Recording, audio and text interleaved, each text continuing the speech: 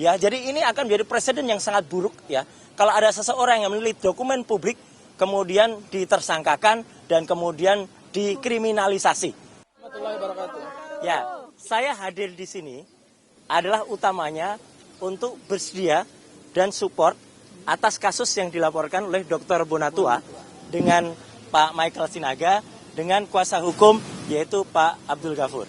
Ya, jadi inti saya hadir di sini adalah itu.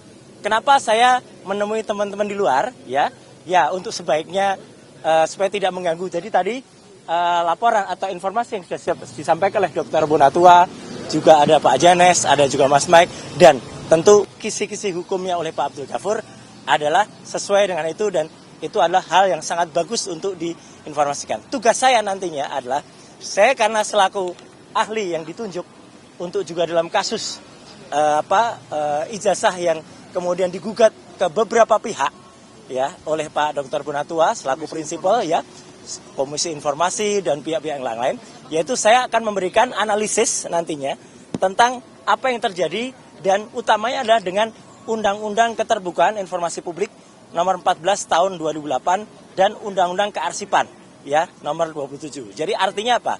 Saya memang kebetulan dulu selaku salah satu tim yang menyusun Undang-Undang Keterbukaan Informasi Publik dulu dan saya juga sempat mengajar tentang kearsipan di Universitas Gadjah Mada. Jadi saya menyatakan bersedia untuk mensupport kasus ini dan itu yang guna saya untuk hadir di sini di tengah-tengah waktu yang sangat singkat ini karena sebentar lagi kita tentu akan sebagian dari kita akan menjalankan ibadah Jumat ya gitu. Pak Roy, itu saya kira. Pak terkait penetapan tersangka. Nah, jadi itu yang penting dulu jangan dihilangkan ya statement yang pertama tadi ya. Karena itu penting ya Pak Bonatua. Ntar Pak Bonatua aja beritanya hilang ya. Nah, oke. Ya. Jadi saya Roy Suryo selaku pemerhati telematika yang memiliki hak hukum dan juga memiliki hak untuk melakukan penelitian atas keterbukaan informasi publik juga. Jadi Undang-Undang Nomor 14 tahun 2008, penjabaran dari Undang-Undang Dasar 45 pasal 28F dan juga hak yang diatur oleh Declaration of Human Rights ya. Jadi saya bebas untuk atau kita sebagai warga negara bebas untuk melakukan apapun keterbukaan informasi dan penelitian apalagi untuk dokumen publik. Yang saya teliti adalah dokumen publik. Ya, jadi ini akan menjadi presiden yang sangat buruk ya. Kalau ada seseorang yang meneliti dokumen publik kemudian ditersangkakan dan kemudian dikriminalisasi. Itu yang sangat buruk. Dan yang kedua adalah kami tetap menghormati semua ini. Dan salah satu kuasa hukum saya adalah juga Pak Abdul Ghafur. Ya, itu salah satu tergabung dalam tim. Ya, tim anti kriminalisasi terhadap kami semua.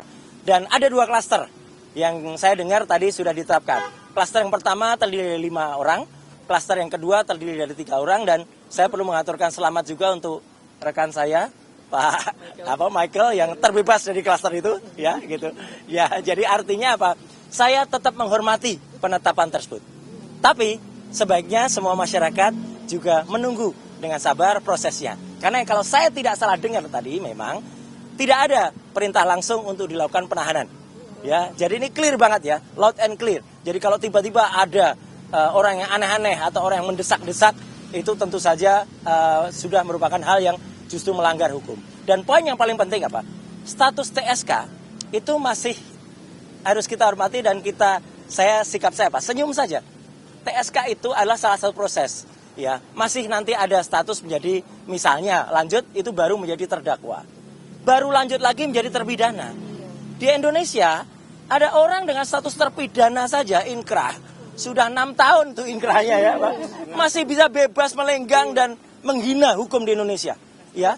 Jadi artinya adalah tolong aparat hukum juga fair dan adil dalam hal ini. Jadi sekali lagi sikap saya apa?